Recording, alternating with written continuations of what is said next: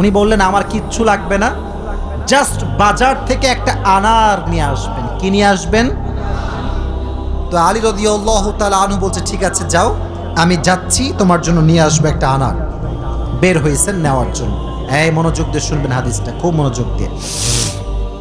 বাজার থেকে একটা আনার কিনেছেন, কিনে যখন বাসায় ব্যাক করবেন, হঠাৎ করে একজন গরিব মানুষ আসছে, সে বলছে আলী, আজ 3 দিন যাবত আমার পেটে কোনো খানা নাই, আমি বড় হতদরিদ্র মানুষ, খুবই ক্ষুধার্ত মানুষ, তুমি কি আমাকে কিছু খাওয়াতে পারবা? আলী রাদিয়াল্লাহু তাআলা আনহু এতটা দান করার মেন্টালিটি ছিল, এতটা ভালো মানুষ ছিলেন, বইয়ের কথা ভুলে গিয়েছেন, ওই আনারটাও আল্লাহর রাস্তায় দান করে দিয়েছেন। আচ্ছা, তুমি দান করে দিয়েছেন। তো যখন দান করে দিয়েছেন, হঠাৎ করে মাথায় আসছে তো কার জন্য ছিল?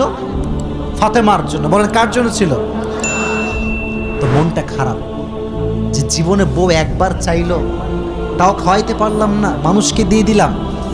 বাসায় আসছে, মনটা খুবই খারাপ। তো বউয়ের ভালোবাসা কাকে বলে খুব ভালো করে বুঝবেন। আলী যখন গেটটা খুলেছে, ফাতেমা যখন আলীর চেহারার দিকে তাকাইছে, বলছে আলী, নিশ্চিত তুমি আমার বেদনা, আমার ডালিম তুমি আল্লাহর রাস্তায় দান করে দিয়েছো। সুবহানাল্লাহ পড়ে। তো বলছে ফাতেমা আসলেই তাই, আমি দান করে দিয়ে আসছি।